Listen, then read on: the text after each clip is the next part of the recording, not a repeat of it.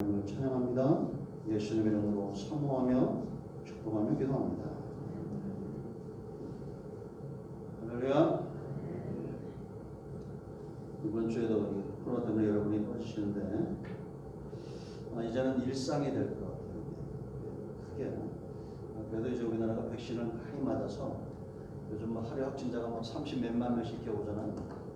그래도 이제 이 사망자가 많이 안 생기는 거는 백신들을 많이 맞았다는 겁니다. 그리고 웬만큼 다 한 번씩 감기할 듯이 이렇게 지나가야 다 면역이 생기는 거예요. 처음에 2년 전만 해도 코로나 걸리면 큰 죄 진 것처럼 되는데 이제 아마 일상이 될 것 같고, 저도 가만히 생각하니까 지나간 것 같기도 하고 그렇습니다. 다 이렇게 얘기합니다. 또 이게 좀 고생을 많이 하는 분들도 있고, 또 쉽게 지나가시는 분들도 있고, 체질에 따라 그런 것 같습니다. 그래서 또 이상한 놈도 쳐다볼 것도 없고, 내가 왜 걸려서 이렇게 생각할 필요도 없고, 잘 지나갈 수 있도록 해주면 좋겠습니다. 그리고 벌써 이제 오늘이 둘째 주일인데요. 벌써 3월입니다. 곧 봄이 오겠죠. 좋은 날 올 겁니다. 그래서 많이 기대해 주시고, 또 이렇게 대선이 또 바뀌고 또 정권이 또 바뀌었는데 이 나라가 좀 잘 되어줄 수 있도록 우리가 어느 때보다도 깨어 기도하고, 우리가 이게 보면서 이 정치가 나라를 위하는 것이 아니라 그 뒤에 다 영적인 문제가 있다는 우리가 알게 되죠. 그래서 성도들은 깨어 근신하고, 이 나라가 바른 정치 이전에 바른 올바른 신앙과 영적인 영역이 좀 정립이 되고 청결해 줄 수 있도록 기도해 보겠습니다. 다른 것도 반가울 게 있나요? 좀 한번 인사합니다. 말씀대로 되어집니다. 우리가 보기에 그런입니다. 할렐루야. 자, 오늘은 요한복음을 쭉 하다가 혹시 또 식상할까봐 오늘 외식 한번 합니다. 근데 대선도 지나고, 그래서 왜냐하면 대선 후보들이 다 아주 강력하게, 저는 참 깜짝 놀라는 게 저런 의지를 가지고 목표를 해야 된다 이런 마음이 들어요. 거짓말로 진짜처럼 어떻게 이렇게 당당하게 하고, 죄를 지어도 너무 당당하고. 여러분, 죄인 아닌 사람 누가 있어요? 우리 다 복음 앞에 우리는 세상을 움직이는 큰 힘이 두 가지가 들어있죠. 진실과 거짓입니다. 이 두 가지 힘이 세상을 움직이는 거예요. 우리는 진짜 백이들이잖아요. 진실, 복음. 우리가 당당해야 될 줄로 믿습니다. 저렇게 다 당당한데, 그러면 우리가 이런 우리나라나 전 세계 돌아가는 이런 걸 보면서 우리는 도대체 뭘 당당하게 말할 수 있냐라는 거예요. 그래서 오늘은 이 결심의 문제를 좀 살펴요. 결심. 이 결심이 왜 중요하냐면 사람의 속사람의 문제. 내 속에 무엇을 품고 있느냐, 그것이 결심과 행동으로 나오게 되어 있다라는 겁니다. 여러분, 결심하지 않는 사람은 없죠. 다 마음에 뭔가 계획을 갖고 결심을 합니다. 문제는 이루느냐 못 이루느냐의 문제죠. 아마 과거에 우리는 많은 결심들이 있었을 것이고, 지금도 또 우리는 어떤 것들을 마음에 결심하고 있을 겁니다. 어떻게 살 것인가에 대한 문제, 기도의 제목부터 시작해서 많은 것들을 생각할 겁니다. 근데 중요한 것은 우리가 이루고 있냐라는 겁니다. 세상의 결심은 두 가지밖에 없어요. 하나는 악한 것, 죽이는 것, 해롭게 하는 것, 이런 일에 결심하는 사람들이 많습니다. 요즘 여러분, 범죄가 얼마나 많이 일어납니까? 그런 사람들이 선한 목적을 가지고 사람을 죽이고 그러나요? 아니잖아요. 우리가 볼 때 지금 이 러시아와 우크라이나의 전쟁도 문제가 있어요, 없어요? 있죠. 그 어린아이들이 이렇게 막 150명이나 죽고 하는 거, 이런 걸 보면서도 어떻게 이렇게 짐승과 같은 마음을 갖는지 모르겠어. 이제 전쟁이 또 이렇게 길어지니까 우리나라에서도 난 깜짝 놀란 게, 러시아는 다 나쁘다고 그럴 줄 알았더니 또 그쪽 편을 드는 사람들도 있더라고. 푸틴 편을 드는 사람들, 이게 말이 안 되죠. 성경대로 되는 거예요. 악은 악끼리, 선은 선한 것끼리. 또 다른 결심은 생명을 살리는 것. 선한 것과 악한 것에 대한 결심이 있어요. 그럼 우리는 어떤 결심을 해야 돼요? 이 결심은 뭐의 문제라고요? 속사람의 문제. 우리가 예수 믿는다는 것은 내 안에 성령이 들어오시고 거하신다는 겁니다. 성령의 사역을 한마디로 말하면 뭐라 했어요? 인도라고 그랬죠. 그래서 로마서의 핵심은 8장이라고 그랬죠. 성령이 우리 안에서 어떤 일들을 이루어 가시느냐라는 것. 죄와 사망에서 해방을 경험하게 하고 평안의 길로 걷게 하고 그리스도에 속한 사람이 되게 하고 하나님의 자녀로 살게 하고 무엇을 구할 것인가 기도에 인도에 가는 것, 이런 삶들입니다. 달라요. 우리는 이제는 인간의 능력이나 인간의 실력이 아닌 내 안에 거하시는 성령을 쫓아 결심하고 행동해야 된다라는 것. 아멘. 우리가 에스라를 보는 이유가 있습니다. 에스라는 이 에스라의 결심이 있었어요. 2차 귀환의 지도자입니다. 제가 이 영상 만들어 나중에 들어보니까 그 연수를 잘못 얘기했던데 537년에 스룹바벨이 총독 스룹바벨이 주인공이 돼서 이스라엘을 바벨론에서 이끌어내요. 그리고 79년이 지났어요. 458년에 에스라가 2차 귀환을 합니다. 79년이 지나고 성전 스룹바벨 성전이 1차 귀환 후 21년이 지난 516년에 성전이 건축이 돼요. 성전은 건축이 되었는데 이 성도들의 삶은 아직 어떤 영적인 깊이나 말씀의 깊이나 회복이 더디어지고 문제는 여전히 있는 겁니다. 그때 작심한 사람이 누구냐? 바로 이 에스라가 이제 곡으로 돌아가겠다라는 겁니다. 근데 여러분 6절 말씀을 보면 에스라는 어떤 사람이었느냐? 하나님의 도우심을 힘입어 왕에게 무엇을 구하든지 다 얻는 자였다라는 겁니다. 그러니 이 사람은 성공한 사람이 아니에요. 성공한 사람이죠. 왕에게 구하기만 하면 다 얻는 사람, 그런 위치에 있는 겁니다. 돈도 명예도 권력도 다 얻을 수 있는 그런 뒷배가 튼튼한 그런 에스라였다는 거예요. 그런데 그럼 우리가 저와 여러분이 이런 사람이라면 어떤 결심을 해야 되겠어요? 네? 대통령 이번에 됐는데 국무총리 하나 주시죠. 네? 인수위원장 자리 하나 주시죠. 뭐 이런 결심해야 하는 거 아니에요? 장관 자리 안 되면 장관 자리 하나 주시죠. 이런 결심할 거 아니에요? 근데 에스라의 결심은 달랐어요. 왜냐? 속사람이 다른 사람. 하나님의 도우심, 하나님의 능력, 자기는 아닥삭스다 왕이 에스라의 힘이 아니라 그 뒤에 역사는 더 큰 힘, 하나님의 손에 이 에스라가 붙들림 바 되었다라는 겁니다. 그래서 이런 하나님의 도우심을 9절에 보면 도우심을 쫓아 이렇게 왔다라고 말하죠. 뭘 결심하느냐? 여호와의 율법을 연구하고 준행하고 가르치기로 결심한 겁니다. 그럼 왜 이런 결심을 했겠어요? 에스라 지금 어려움에 처한 이 나라에 필요한 것은 왕을 다시 세우는 것도 아니고 벌써 6번이나 왕이 바뀌었고 나라는 3번이나 바뀌었어요. 바벨론에 끌려갔는데 100년도 안 되는 세월 동안에 나라가 3번이 바뀌고 왕은 6번이나 바뀌어도 여전히 하나님의 도우심은 여기에 있는 거예요. 여러분 우리나라 보세요. 여러분 죄송합니다. 이거 국민들 앞에서 이런 얘기하면 어떨지 모르지만 오죽하면 무지랭이라고 그랬겠어. 정권 바꾼다고 돼요 안 돼요? 우리가 안 바꿔봤어요? 지금까지? 왕 정권도 바꿔보고 대통령도 바꿔보고 바꿔봤지만 돼요 안 돼요? 그런데 어떻게 이렇게 안 변할까? 됐다고 막 좋아하고 막 우리의 승리는 무슨 개뿔이 승리요?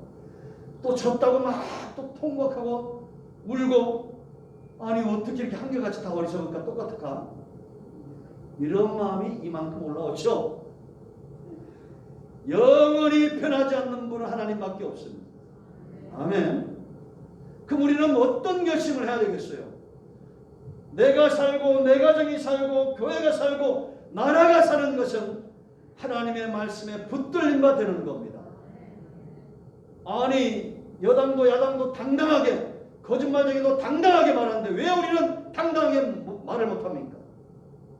이 나라가 사는 것 하나님 말씀에 서야 된다는 것. 아멘. 그래서 에스라가 성경을 연구하고 준행하고 가르치기로 결심한 거예요. 자, 첫 번째 뭘 결심했냐? 성경을 가르쳐. 이 성경을 첫째는 연구한다 그랬습니다. 이게 어떤 의미가 있냐면 히브리 말로 다라신데 관심을 가지겠다는 겁니다.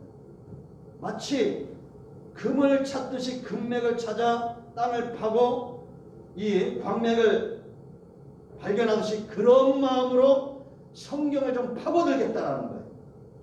그럼 이건 목사님들이나 신학자들에게 더 마음에 와닿을 수 있지만, 그럼 우리 모두는 다 어떤 자들이에요? 이미 예수님에게 복음 전파에 대한 명령을 하달받은 사람입니다. 아니, 왕에게 명령 받았으면 그 일을 잘해야 됩니까? 안 해야 됩니까? 잘해야 될 거 아니에요. 제가 몇 번 얘기 드린 것 같은데, 옛날에 그 왕건이라는 드라마가 사극이 있었어요. 저는 이게 드라마를 잘 안 봅니다. 그런데 사극은 꼭 봐요. 그 KBS 정통상을 보는데 요즘도 이방원이 참 재밌죠. 이 시대에 대한 어떤 메시지가 있는 것 같아요.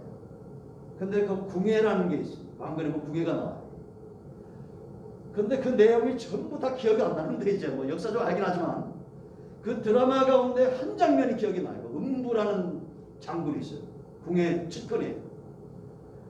근데 마지막에 궁예가 마지막 명령을 내립니다. 음부에게. 야, 내 목을 쳐라. 그랬더니 한 번도 주저함이 없어서 눈빛도 안 바뀌어요. 누굴 죽이라면 가참지가 죽여. 근데 그때 눈빛이 흔들려. 내가 어떻게 주군을 죽일 수 있습니까? 명령이다. 알겠습니다. 착! 착! 그 왕을 죽이고 자기도 바로 죽더라. 와, 대단해. 예? 그런 결단력 대단하죠. 여러분, 우리가 이 말씀을 연구한다는 것은 하나님께서 내게 말씀하시는 것에 대해서 눈빛 흔들림 없이 온전히 순종하는 걸 말하는 겁니다. 자, 우리가 황금을 캐다가 TV에 보니까 그런 것도 있더라고요. 금을 발견했어요. 그러면 어떻게 해야 되겠어요? 앞뒤 생각 아니고 가져야 돼, 안 가져야 돼요? 가져야 되죠. 그런 상태로 준비되어진다는 겁니다.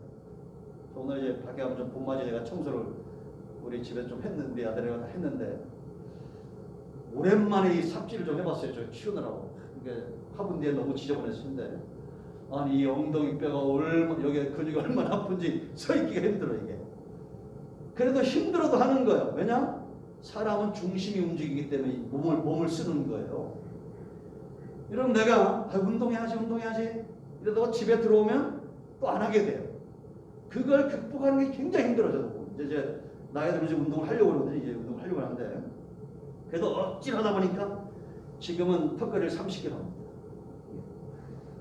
몸은 그렇게 안 보이죠. 설마 목사님이 좀 무거운 몸 어떻게 30분 들까 싶죠. 그래요. 요즘은 강철 부대라고 보니까 그게 나오더라고요. 보는데 그분이 난 내 나이에도 지금도 그걸 할 수 있을 것 같아요. 왜냐면 저는 그 걔들보다 더 힘든 훈련을 받았거든요. 부대가 그런 부대였어요. 제가 있던 부대가 청와대 내에 있었던 부대인데, 그때는 뭐 이렇게 외줄 타고 이런 거 이게 이렇게 가는 것도 그냥 한 팔로 다 이렇게 가고 있어요. 한 팔로도 이렇게 그걸 할 만큼 그렇게 훈련이 돼요.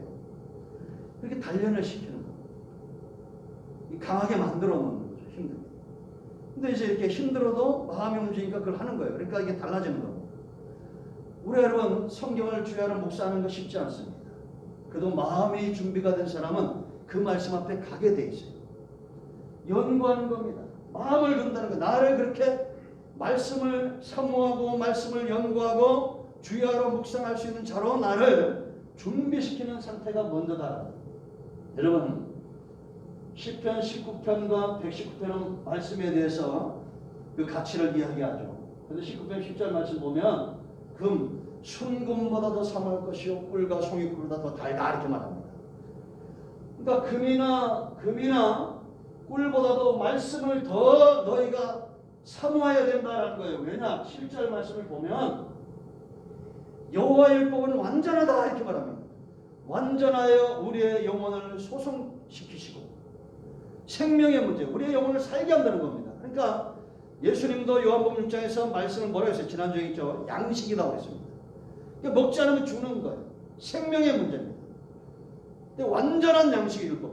그러면 그 다음에 여호와의 증거는 뭐라냐? 확실하여 그렇게 말합니다. 우둔한 자로 지혜롭게 한다는 거예요. 여러분 성경에 말하는 왜 사람들이 많이 지혜가 없어 망한다 이렇게 얘기하죠.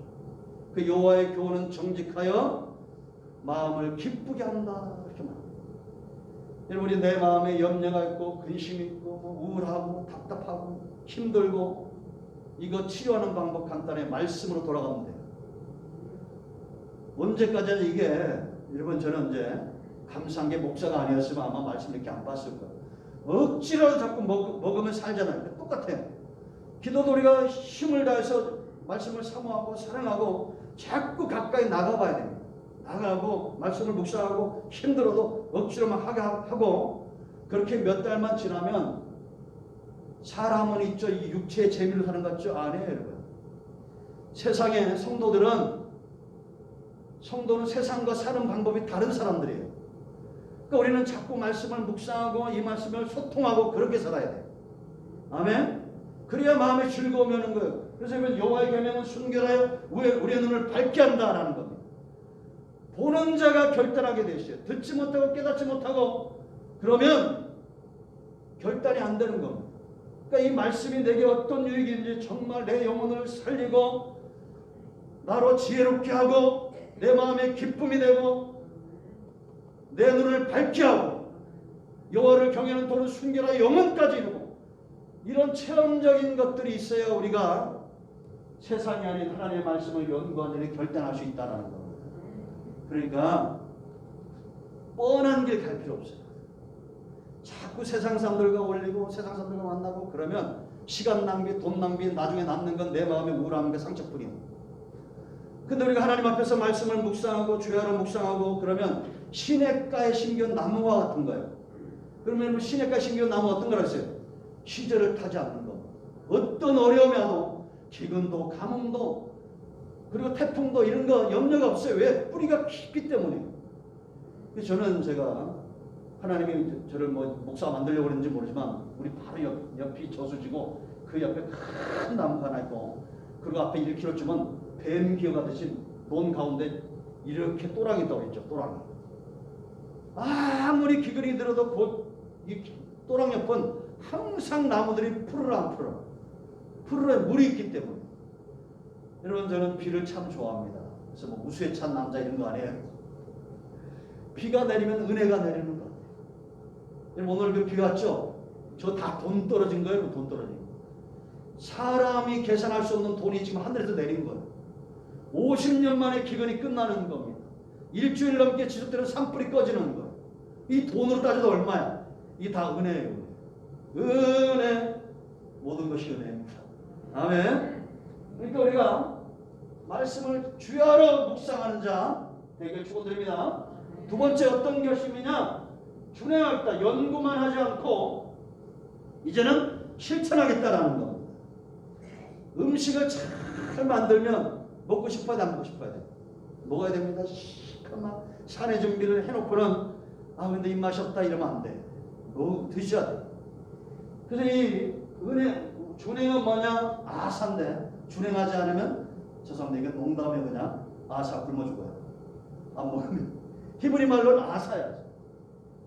이건 어떤 면에서 훈련시키다, 숙달되다 뭐 이런 거. 한마디 말하면 그게 아니에요. 그건 다음이고 준행하다는 짓다 이런 뜻이에요. 짓다. 집을 짓다, 만들다 이런 뜻이에요. 가르치다가 이제 숙달되다 훈련된다고. 영상을 꼭 들으세요. 여러분 우리가 집을 지을 때 이 마태복음 7장 24절의 말씀을 보면 반석 위에 집을 짓는 자와 모래 위에 집을 짓는 자가 있습니다. 그러니까 신앙생활이 두 종류의 사람이 있다는 거예요. 말씀을 듣고 준행하는 자, 행하는 자는 오늘 우리가 찬양한 대로 그 기초를 반석 위에 둔 자와 같습니다. 그런 말씀을 듣고 행치 않는 자는 모래 위에 집을 짓는 거예요. 대충 쉽게 살고자 한다는 겁니다. 여러분 왜 반석을 뚫고 집을 짓겠어요? 이 사람이 지혜로운데 집을 지으면서 뭘 보는 겁니다. 뭘 보는 거예요? 태풍이 곧 올 거라는 겁니다. 창수가 곧 일어날 거라는 거예요. 어려움이 곧 온다는 겁니다. 이걸 아는 사람은 아무리 힘들어도 반석을 뚫고 집을 짓게 되어 있어요. 그런데 비바람이 온다 이런 거 보지 못해 그냥 놔두는 겁니다. 그럼 모래 위에 그냥 대충 사는 겁니다. 신앙생활도 대충 하고 말씀도 1년에 한 번, 1년 가도 한 장도 읽지 않고 그냥 세상 사람과 똑같이 살아가는 거예요. 그러니까 그 마음에 불안과 염려가 있는 겁니다. 정권이 바뀌면 불안하고 대통령이 잘못하고도 불안하고 러시아의 전쟁, 러시아 우크라이나 전쟁하는데 우리나라의 전쟁이 일어날까봐 막 걱정하는 사람들 참 웃긴다. 이거 어떻게 될까 모르겠어. 여러분 지금 러시아가 전쟁이 일어났다고 우리나라도 불똥 튀어가지고 전쟁이 일어날까봐 막 걱정하고 셰르푸킨 이제 대통령이 선제 타격하겠다고 그러니까 또 그것 때문에 또 막 불안하고 지금까지 세상 그랬어요. 이 나라는 하나님이 지키신 줄 믿습니다. 우리가 말씀을 준행하고 이걸 내게 소화시켜서 뿌리가 견고하게 내리면 어떤 비바람이 불어도 흔들리지 않는다. 그러니까 문제는 뭐냐? 비바람이 문제가 아니라 내가 들어가서 쉴 수 있는 집이 없어서 문제인 거예요. 왜? 비바람은 항상 불게 돼 있어요. 언제나 오게 돼 있어. 그러나 견고하게 집을 짓고 그 안에 거하는 사람은 두려워하지 않습니다. 신앙은 이런 거예요. 여러분 어느 날 갑자기 다윗이 골리앗 앞에 쓴 게 아니라고 그랬죠. 그 전부터 여호와를 의지하여 곰을 때려잡고 사자의 수염을 잡고 맺히는 거예요. 이게 여러분 말이 안 된다고 했잖아요. 사자 수염 잡으면 큰일 나. 그런데 하나님이 그런 담대함을 다윗에게 준 겁니다. 그런 삶이 결국 나중에 골리앗 앞에서도 당당하게. 또 세 번째는 어떤 결심이냐? 가르치기로 결심했다. 네? 라마드. 이게 아까도 말했던 훈련식이다, 익숙하다 이런 겁니다. 한마디로 말하면 훈련된 병사예요. 여러분 군대 가면 저격수라는 저격수가 있습니다. 저격수. 총 쏘는 저격수. 이 사람은 뭐만 연습한 겁니까? 총 쏘는 것만 연습한 거예요. 제가 우리 부대에서 누가 하나 못 가가지고 30명이 포함돼서 갔어요. 우리 부대에서 30명 저격수, 수경사 30경비대 있을 때 제가 30명이 뽑혀갔어요. 근데 논산훈련소 차출이 됐는데 논산훈련소에서는 한 발을 맞았어요. 멀가중 멀중가중이가 이게 이제 뭐냐면 250m, 150m 사력인데 한 발을 맞춘 한 발을. 우리 소대에서 제일 못했어요. 이게. 근데 부대 오니까 우리는 사격을 많이 하는 데가 돼서 그 청와대 이렇게 밑에 있었는데 거기 사격장이 있어요. 매일 가서 사격을 하는 거예요. 얼마나 사격을 많이 했던지 나중에 우리 선임하자 조사해 보니까 우리 소대에 있는 총이 한 자루 빼고 전부 다 밑에가 총열이 금이 갈 만큼 많이 했어요. 근데 선임하사가 제가 상병 때 이렇게 왔네? 아니죠. 소대장이 상병 때 바뀌었어요. 제가 상병 때. 보니까 이제 지금은 이제 뭐 그렇게 안 보일 줄은 믿지만 그때만 이제 상병쯤 되면 그 소대 내에서 제일 말도 많고 좀 까불고 그래요. 소대장이 딱 와가지고 이 소대장들은 그 문제에서 그 소대에서 제일 문제 있어 보이는 놈 한 놈만 잡으면 군기 잡는다고 생각을 하시나 봐. 그래서 꼬투리를 잡아야 되잖아요. 그러니까 나를 포함해서 사격을 간 겁니다. 이제. 그러니까 일반 부대와 달리 우리는 몇 명도 갈 수 있어요. 그냥 가서 사격해라 했더니 이 소대장은 전방에서 왔기 때문에 엎드려 쌓아서 이런 걸 알잖아요. 근데 우리는 그냥 묻자마자 팍팍 땡겨버립니다. 이게 25m 이렇게 살아있는데 그러니까 뒤에서 야 김동학이 너 인마 그래야 맞겠냐? 나중에 보니까 요만한 타켓 있죠. 동그란 거. 거기 구멍이 빵 날 정도로 사격을 많이 하고 그 일화가 있어요. 이 훈련 기간에는 그 사격장들이 많지 않으니까 전방에 이제 빌려서 갑니다. 우리 이제 30명이 갔어. 그러니까 그 부대에도 왔더라고. 그들이 니네 어디 부대에서 왔네? 왜냐면 명찰도 없지 아무것도 없으니까 우리랑 사격 시합하자. 30명이 10개 사로 들어가서 그 30발을 다 맞출 만큼 그렇게 훈련을 합니다. 그러니까 그런 부대는 이게 안 되는 거죠. 그만큼 훈련이 중요한 거예요. 여러분 성도는 어떤 사람이 성도냐? 어떤 문제가 와도 한 방에 그걸 말씀으로 싹뿌려야 돼. 골리앗 같은 사람이 와도 그 앞에서 다윗은 하나님의 영광과 말씀 앞에 어떻게 대처할 것인가가 알아요 몰라요? 압니다. 저는 지금까지 제가 뽑은 대통령 중에 거의 안 된 사람들이 많아. 그러면서 내가 깨달은 게 있어요. 뭘 깨닫냐? 하나님의 생각과 인간의 생각은 다르다는 거예요. 우리는 정말 이런 사람이 됐으면 좋겠다 싶은데 하나님은 아직도 이 백성의 수준을 아시는 거예요. 낙심할까봐 우리 아들하고 우리 딸하고 저를 위로하는데 제가 은혜를 많이 받았습니다. 우리 딸이 뭐라냐, 아빠 하루만 근심했다는 거예요. 차 타고 오는데 하루만 딱 마음엔 아침엔 정말 밥맛도 없고 힘들었는데 그 자기는 뭐라고 말하냐면 시집을 안 가겠대. 왜? 내가 볼 때 아빠 외에는 남자 같은 사람이 없대. 아빠 말고는 남자 같은 사람이 없어서 그 내가 유일하게 세상에 하나밖에 없는 여자처럼 지를 대하니까 그러겠지. 그 이대남이니까 아빠 이대남을 아냐? 요즘은 이번남이라고 뭐 그러더라고. 그래서 이대남들 이번남 중에는 지가 시집가고 싶은 사람이 없다는 거예요. 그래서 제가 그때 그런 게 아니라 애들이 정신을 바로 잡고 있구나, 이게 좀 감사했어요. 여러분, 우리가 내 뜻대로 안 돼도 하나님은 반드시 우리를 통해서 일하신다는 거. 아내 여러분, 뭐 이재명이 되면 어떻고 윤석열이 되면 어떻습니까? 이 나라는 누가 통치해? 하나님이 통치한다는 겁니다. 이렇게 설교해도 내 뜻대로 안 되면 한숨 흔들려. 그러나 여러분, 그런 흔들림은 해 넘어가기 전에 다 해결하세요.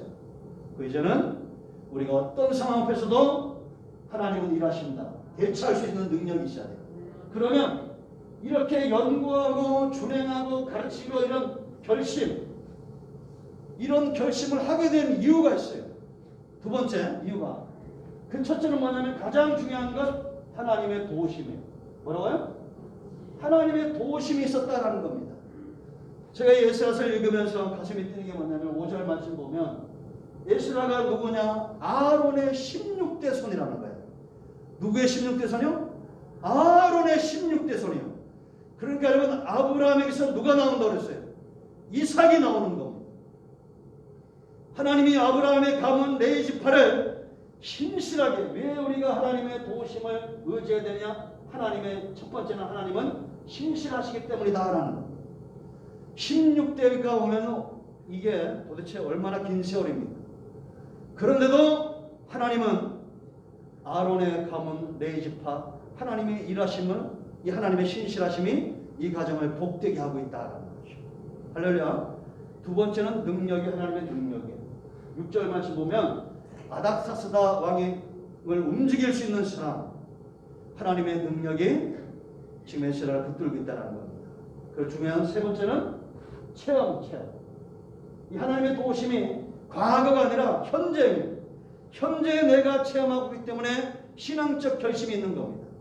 9절 말씀 보면 1월에 출발해서 5월달까지 4개월을 걸어 1500km를 온 겁니다.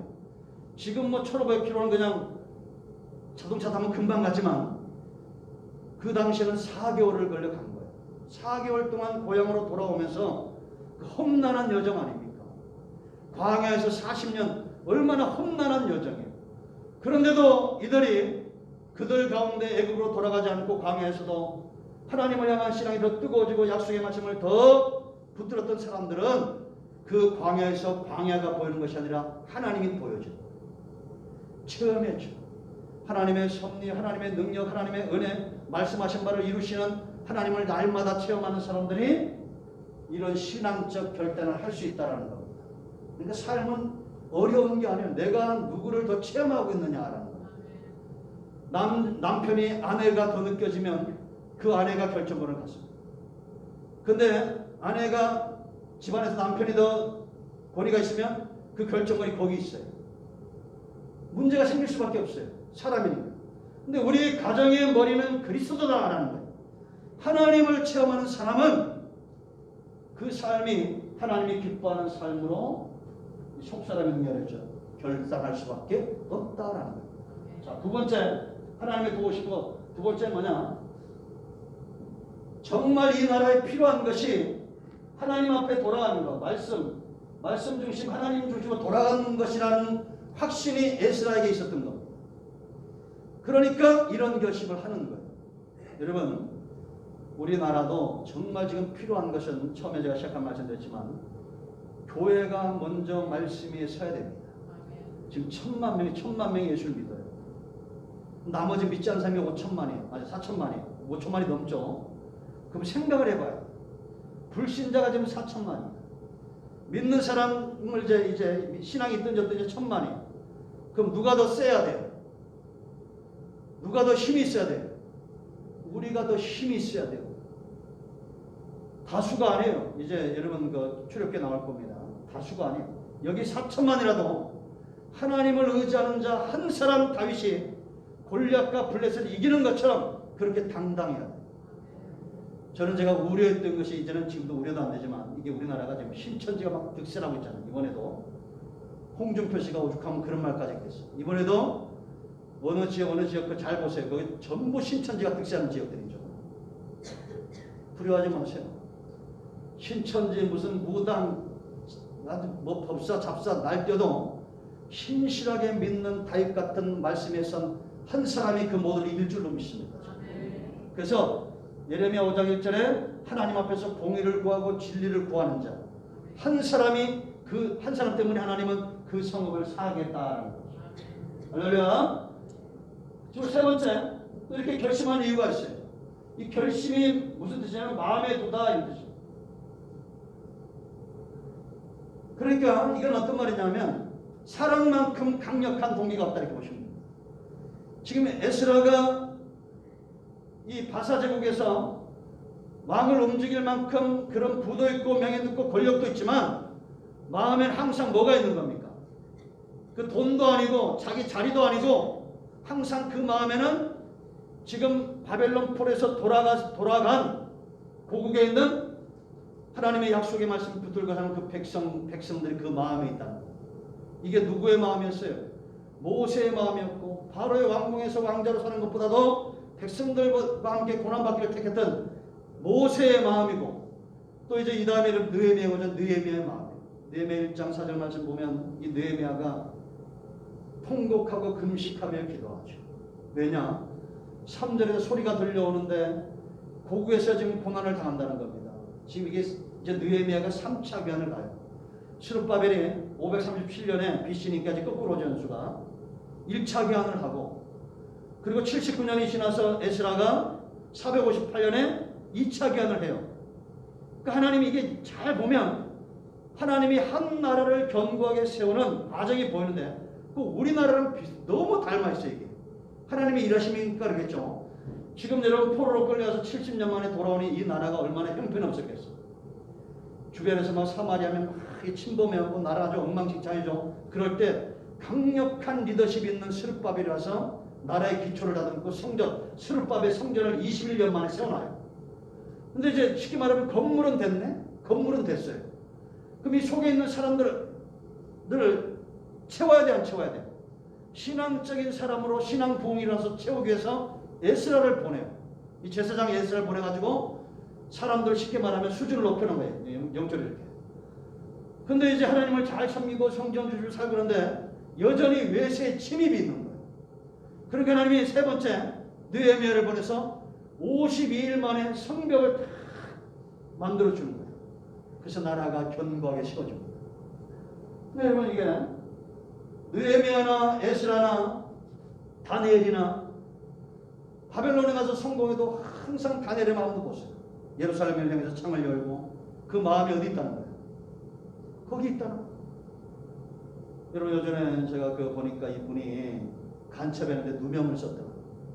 이제 돌아가셨어요. 북한에서 이렇게 내려왔는데 자기 아내와 자식들은 다 북한에 있는 겁니다. 이 TV에 나왔죠. 그 동생이 나와요. 근데 이제 우리나라로 이렇게 전향을 해버리면 쉽게 살고 가정도 이루고 할 텐데 평생을 전향 안 하고 왜? 북에 있는 자기 부인과 자식들이 해를 입을까봐 전향 안 하고 혼자 결혼도 안 하고 혼자 그 젊을 때부터 해서 몇십 년을 산 거예요. 근데 이제 이 남한에 와 있는 남동생이 있었는데 이 동생이 형님을 보자고 해도 13년을 안 만나주는 거예요. 왜냐? 그 동생이랑 만나도 또 이게 북한으로 넘어가면 자기 가족이 해가 될 것 같아. 그래서 마음이 아프더라고. 그러니까 그렇게 살다 이제 13년 만에 동생을 한번 보겠다고. 이제 나이가 80이 넘어서 죽을 것 같으니까 동생이라도 한번 보냐는데 이 동생을 만났는데도 그 마음을 다 드러내지 못하는 거예요. 여러분 지금 이렇게 사는 분들이 많을 거예요. 우리 그 상주의 서문교회 그 목사님도 6.25 때 내려와가지고 30몇 살에 내려와서 그 서문교회 지금 그때 내가 다닐 때보다 한 600명 됐죠. 그 교회 세워서 혼자 그렇게 평생 살았어요. 이북에 사모님하고 자식들이 있다고. 그리고는 돌아가실 때도 이제 마지막에 이렇게 축도하시는데 장로님이 껴오니까 축도하시라고 껴오니까 뒤에 앉아서 돌아가신 거예요. 얼마나 그 땅이 그립겠습니까? 그죠? 우리는 이 함부로 말하면 안 돼. 이북에서 내려오신 분들은 저 북한 땅에 얼마나 그 자식들이면 있으면 얼마나 그 그립겠어요. 그런 그리움 마음이 다 지금 거기 있는 거예요. 우리가 외국 가서 살아봐도 외국 가서 며칠만 쉬어도 빨리 고향 가고 싶은 마음이 있잖아요. 여러분 지금 한국 교회뿐만 아니라 전 세계 교회들이 이 복음이 막히는 것 같고 욕을 먹고 교회도 욕을 먹고 성도도 욕을 먹고 지금 그런 지경이 처해 있습니다. 우리의 마음이 어디 있는가가 중요합니다. 하나님의 영광을 위하고 교회를 위하고 백성을 위할 수 있는 그런 마음들, 하나님의 도우심을 입고 이 나라가 살 길은 말씀 위에 서는 것이다 라는 확신, 백성을 사랑하는 마음, 이런 것들이 결국 말씀 중심으로 사는 삶을 결심하게 한다는 거예요. 정권이 또 바뀌었어요. 분명히 5년 후에 또 이 백성들은 또 바꾸려고 할 겁니다. 그렇게 돼 있어요.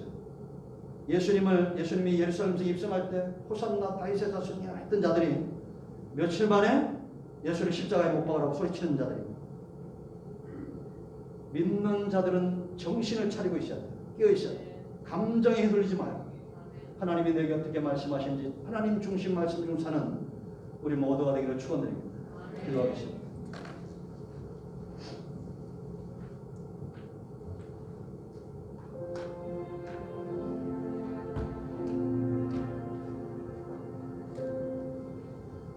주의 은혜나 감사, 하나님께서 우리에게 주신 은혜, 놀라운 참 놀라운